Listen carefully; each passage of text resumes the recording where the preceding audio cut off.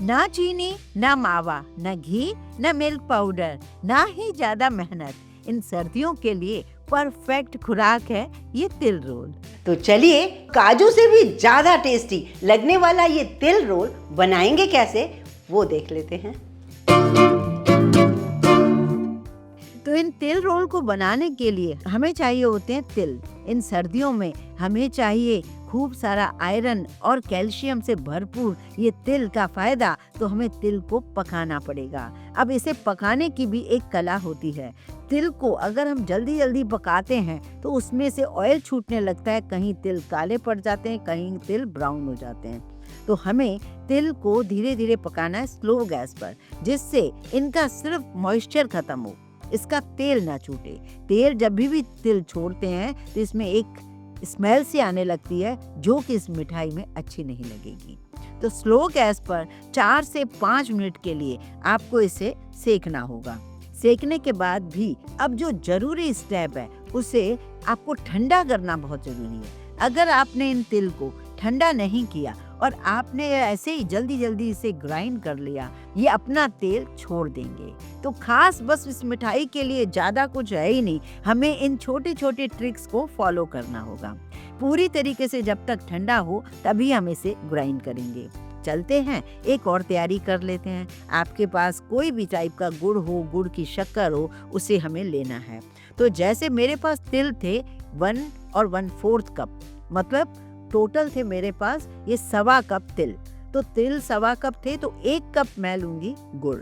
गुड़ को मैंने बारीक चूरा कर लिया है। अब गुड़ में भी ना इम्प्योरिटी होती है, तो उसके लिए भी हमें करनी पड़ेगी एक मेहनत, जो कि आगे बताऊंगी। बातों ही बातों में तिल ठंडे हो गए हैं, तिल को हम ग्राइंड करते हैं। ग्राइंड करने के लिए भी आपको इसे पल्स मोड पे ग्राइंड करना है, जिससे तिल का थोड़ा दरदरापन बना रहे, जिससे मिठाई में बहुत अच्छा सा टेक्सचर आ पाए। 3 साल पहले मैंने आपके साथ एक रेसिपी शेयर की थी। ऐसा ही रोल बनाया था जिसमें मैंने मावा भी यूज़ किया था और मिश्री भी यूज़ की थी। मैंने सोचा आज अपनी ही रेसिपी को थोड़ा सा चेंज करके बनाते हैं। इसकी मिश्री और शक्कर भी हटा देते हैं और मावे को भी हटा देते हैं। उसके बाद भी ये रोल बहुत ही परफेक्ट बनेगा। यहाँ पर मैंने तिल पीस लिए। अब एक कढ़ाई ले लेते हैं मोटे तले की, जिसमें 1/4 कटोरी मैंने पानी डाला है, ज़्यादा नहीं डालना है। और इसमें मैंने जो काट के रखा था गुड़, वही मैंने डाला है। गुड़ को हमें धीरे धीरे पिघलाना है, तेज गैस पर उबालना नहीं है। क्यों नहीं उबालना वो मैं आगे आपको समझाऊंगी, वरना इसकी तार जो है पक्की हो जाएगी, वो अच्छी नहीं लगेगी। ऐसी अमेजिंग रेसिपी के लिए चैनल को सब्सक्राइब जरूर किया कीजिए अगर आपने आज तक चैनल को सब्सक्राइब नहीं किया है, जिससे आपको मेरे वीडियो का नोटिफिकेशन फौरन मिल सके। तो हमें क्या करना है, गुड़ में काफ़ी सारी इम्प्योरिटी होती है, तो उसे हमें पहले पिघला के छानना होगा। छानने के बाद वापस इसी कढ़ाई में डालना होगा। डालने के बाद हम क्या करने वाले हैं, इस गुड़ को अब पकाएंगे। जैसे ही इसमें उबाला आ गया अच्छा, बस जब उबाला अच्छा आ गया तब आपको ये तिल वाला जो ग्राइंड किया था वो हमें डालना है। एक और बात मैं आपसे कहना भूल गई, जब हमने तिल पीसे थे तब 1/4 कटोरी से भी कम 2 चम्मच भर के मैंने तिल बचा लिए थे, जो भुने तिल है, वो हमें बाद में काम आएंगे।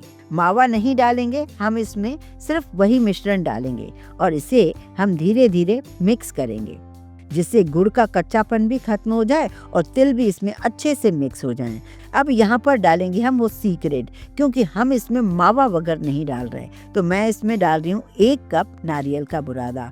अब यहाँ पर जहाँ मैंने नारियल का बुरादा यूज़ किया है, आप चाहें तो मिल्क पाउडर यूज़ कर सकते हैं या फिर ड्राई फ्रूट आधा कप ले लीजिए, उसे ग्राइंड करके भी आप यूज़ कर सकते हो।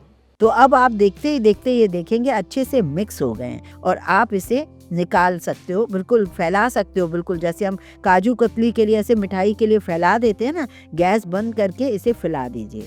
सर्दियों में तिल और गुड़ खाना बहुत ही अच्छी बात है। बच्चों को भी खिलाइए, बुजुर्ग घर में हैं उनको भी ज़रूर खिलाइए और खुद भी खाइए, क्योंकि हमारी हड्डियों के लिए जो कैल्शियम की ज़रूरत है, जिसके लिए हम टैबलेट वगैरह लेते हैं, इसी से, इन तिल से ही हमें मिलते हैं।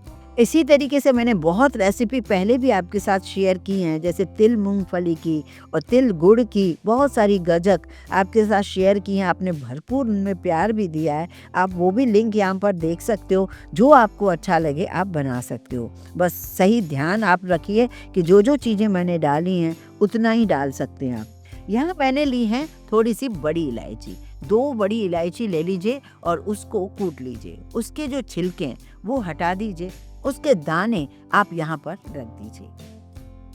5-7 मैंने छोटी इलायची, जो हरी इलायची होती है, वो ली हैं। उन्हें भी मैंने कूट के उसके छिलके हटा दिए और दाने मैंने यहाँ पर रख दिए। सबके दाने मैंने यहाँ रखे। हमारे यहाँ जो ये तिल रोल मिलता है उसमें कुटी हुई इलायची नहीं डाली जाती, उसमें यही इलायची डाली जाती है, दानेदार, दोनों मिलाकर। तो ये मैंने तैयार किए हैं। अब बारी है इन छिलकों को हम क्या करें। तो जो बड़ी इलायची के छिलके हैं ना, वो गरम मसाले में यूज़ हो जाते हैं, और जो छोटी इलायची के छिलके हैं वो चाय की पत्ती के साथ डाल दीजिए। उसमें क्या होगा कि वो चाय जब भी आप बनाओगे उसका स्वाद बहुत ही बढ़िया आएगा। चलिए, ये काम तो हो गया। अब आगे बढ़ते हैं कि हमें इसके लिए थोड़े से बादाम कटे हुए चाहिए, थोड़े से पिस्ते चाहिए। आप पूरी तरीके से स्किप कर सकते हो, सिर्फ काजू डाल सकते हो, चॉइस आपकी है, पर मैंने यहाँ पर लिए हैं जो हमारे यहाँ मिलती है गजक। अब हमें करना क्या है, एक बटर पेपर लेना है या सिल्वर फॉइल भी ले सकते हो, उस पर थोड़ा सा घी। इस पूरी रेसिपी में हमने अभी तक कोई घी ऑयल यूज़ नहीं किया था। बस यहाँ पे थोड़ा सा घी लगा दीजिए और आप यहाँ पर थोड़े तिल डाल दीजिए। तिल डालने के बाद आप यहाँ पर आधा मिश्रण डाल दीजिए और उसे आप बेलन से थोड़ा रेक्टेंगल शेप में उसे इस तरीके से बेल लीजिए। बेलने के बाद वही इलायची जो हमने कूटी थी आधी इसमें डाल दीजिए और थोड़ा सा ड्राई फ्रूट डाल दीजिए। उसे भी थोड़ा बेलन से इधर दबा दीजिए जिससे वो ड्राई फ्रूट निकले नहीं। अब आपको इसे धीरे धीरे रोल करते जाना है। रोल करते जाएंगे, इस तरीके से पूरा रोल हो जाएगा और तिल लगा दीजिए चारों तरफ। बस इस रोल को पैक करके अभी आप रख दीजिए। तो ये आप जब भी खाने के बाद खाएंगे तो इससे डाइजेशन भी बेस्ट रहेगा और मुंह का स्वाद भी बहुत बढ़िया रहेगा। इसी तरीके से बटर पेपर लेकर दूसरा भी मैंने लिया और उस पर भी घी लगाया, उस पर भी तिल लगाए, इसी तरीके से बेला और इसी तरीके से इलायची और ड्राई फ्रूट भी लगाया। इसका भी रोल बनाया। दोनों रोल तैयार हैं और मैं इसे रख रही हूँ 2 घंटे के लिए। मतलब कम से कम आप 2 घंटे के लिए रखिए। वैसे आपका मन करे आप कल भी इसको कट कर सकते हो। रोल जब तक सेट ना हो जाए तब तक कट मत कीजिए। तो अब मैं बताती हूँ आपको इसे हम कट करेंगे कैसे। तो अब हमने इसे निकालना है। देखिए बिल्कुल सेट हो चुका है। जब ये सेट हो जाए तो कटने में भी इजी होता है। आपका मन करे तो ऐसे ही कट करें, नहीं तो वर्क लगा दें। वर्क लगाने से इसकी सुंदरता बहुत हो जाती है, मिठाई की जैसे हलवाइयों जैसा लुक लगने लगता है। आपकी चॉइस है बाकी।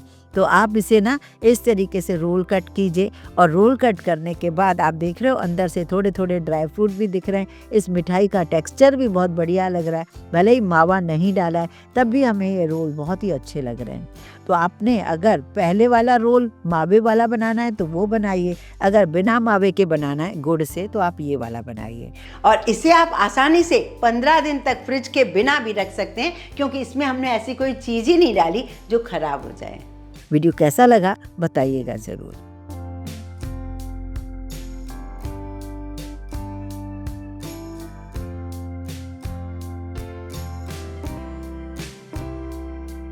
अब आपसे कोई भी मांगे ना रात को खाने के बाद या दोपहर खाने के बाद कुछ मीठा दीजिए, तो ये ट्राई ज़रूर कीजिए।